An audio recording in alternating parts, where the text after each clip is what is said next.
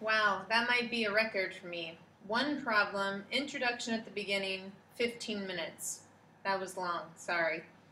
Um, Hopefully you've already tried example 2 on your own. If not, I would really highly encourage you to pause and try it on your own before you listen to me go through it. And choose that method. Either use a distance formula or do the visual, what I would call a visual method, and get a point and then just plug it in.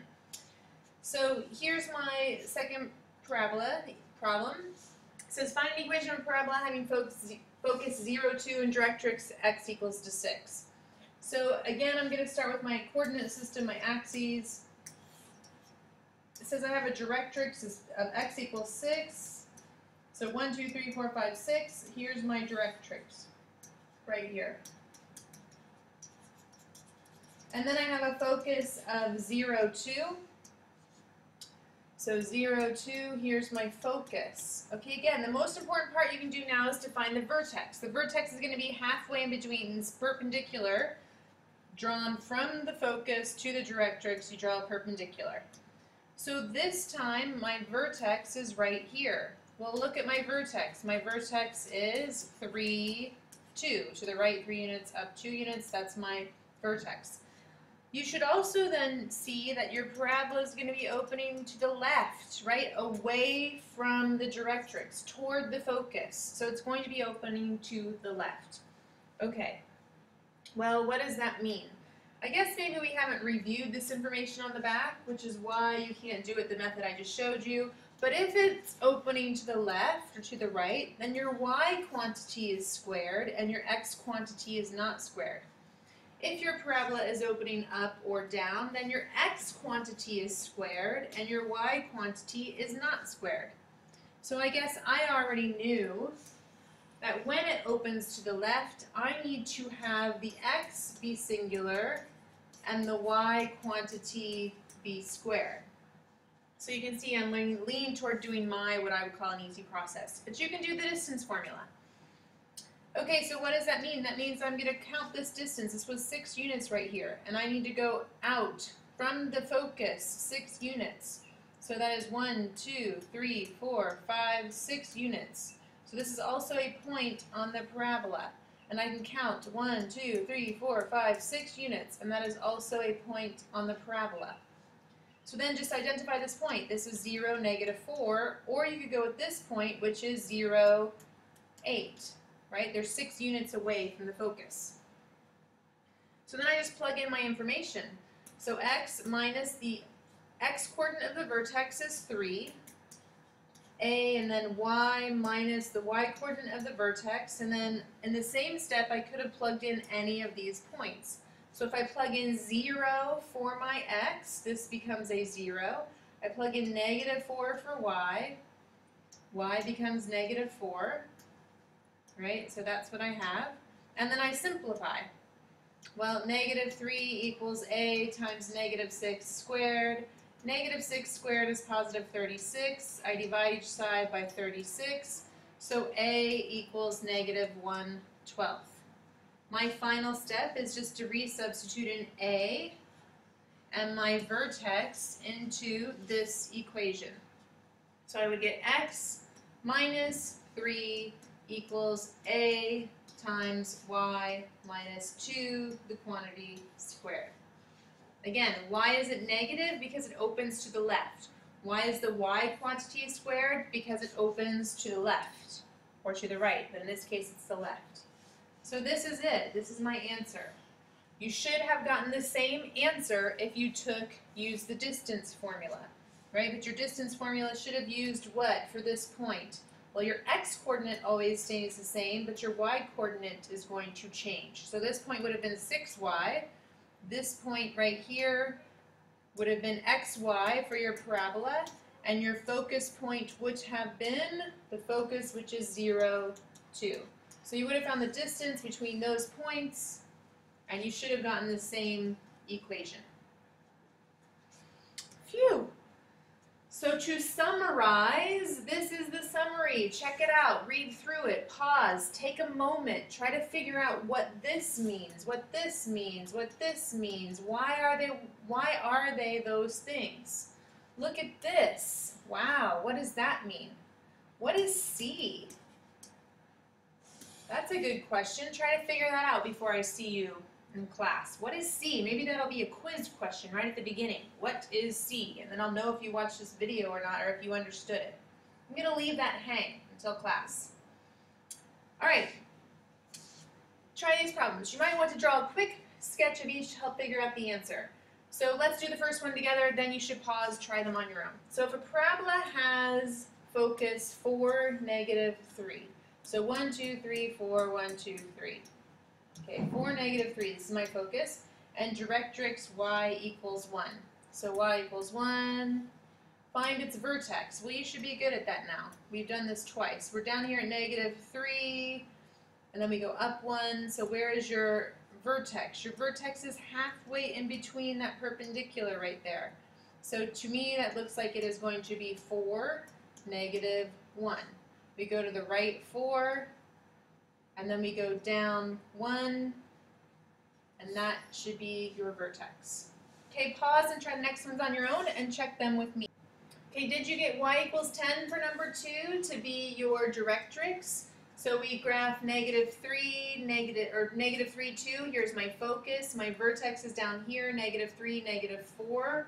So remember, the distance between your focus, your vertex needs to be right in between your focus and your directrix. If my focus is up here above it, my directrix needs to be below it, and the same vertical distance. So if this is 6 units, I gotta go down 6 units, which gets me at y equals -10. For number 3, it says if a parabola has vertex 5, 7 and directrix y equals 3, well, now this time the directrix is below, so I'm 4 units away from my vertex to my directrix, so I need to be 4 units above to get to my focus. So I increase by 4 more units, so I go to the right 5 and up 8. Or sorry, I was already at 7. Sorry, I was thinking I was at 3, so I need to go up 4 more, so that's going to be 11. My fault. So that should be 5, 11. I'm adding the 4 here onto the 7th. Oh, does that look like a C maybe? Have you figured that out? Okay, and finally, it wouldn't be the conic section chapter unless we completed the square. So if you didn't like it back in chapter 7, you're going to do it so much now that you better get used to it and learn it. So find the axis, vertex, focus, and directrix of a parabola, but in order to do that, you're going to have to complete the square. So which square are you going to complete? You're not going to complete both of them. So what you want to do is look for whichever variable is squared, either the y or the x, and then look for its non-square pairing. So on the left-hand side, I'm going to keep the x squared and the 2x. Anything that's not associated with the x goes on its opposite side of the equal sign. So I need to move this 2y to the other side. It's -2y, so it becomes +2y. The 0, we don't need to do anything with that. I complete the square. Remember, I take this -2, divide it by 2, square it. So that gives me a +1 on both sides. When I factor the left-hand side, I get x minus 1, the quantity squared. Why was it minus? Because, again, I would have done -2 divided by 2, squared it, so that would have been a -1. Is what's going to go in here, but I added 1 to both sides. And then on the right-hand side, I still have 2y plus 1. You're not allowed to have a 2 in front of that y. That's going to help us get our a. So we have to factor out that 2. Well, if you factor out the 2 here, what happens to the 1? It becomes 1/2, because if I distribute, 2 times 1/2 becomes 1. Or remember, you can just divide each of these by 2. 2y divided by 2 is y, and 1 divided by 2 is 1/2. But I shouldn't have the a on this side. I should put the a in front of the quantity squared. So there was an invisible 1 in front of that. So my final answer is y plus 1/2. Sorry, I just now made this on the left-hand side. Equals 1/2 times x minus 1, the quantity squared. Okay, that wasn't really the question, but that helps us get the answers. That means my vertex is 1, -1/2. Okay, if my vertex is 1, 1/2, what is my axis of symmetry and my focus? So that's what we need to think about.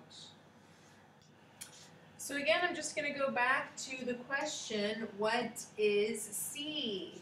right? So what is C? Because getting the rest of that information comes down to knowing what C is. And I'm going to leave that with you to see if you can figure that out on your own.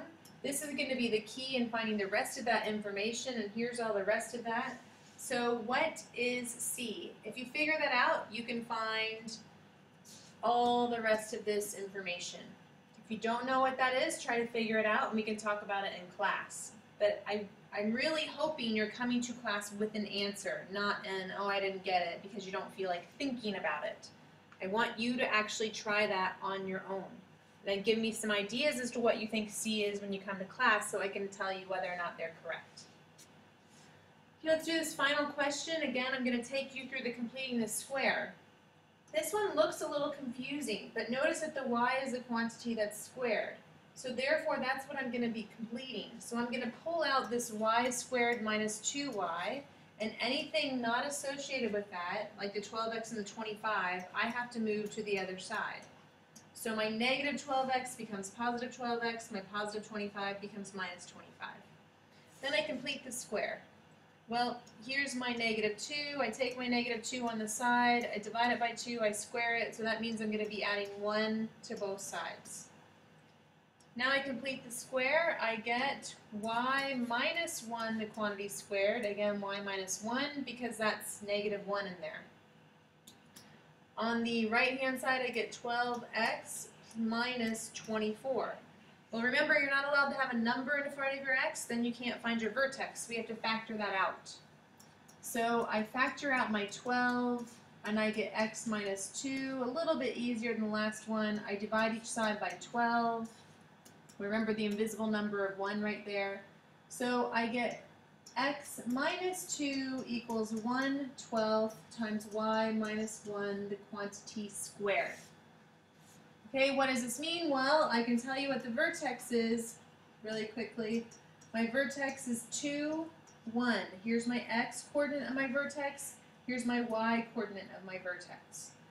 But again, I'm not going to explain to you how to get the vertex, focus, or sorry, the axis of symmetry, the focus, and the directrix, because that's all relative to C. If you know how to get C, then you know how to find all of that other information. So try it on your own. You can show me what you got as answers when I see you in class, and then we can continue to do bookwork and practice problems, and you can ask me questions as you do it. I will see you soon.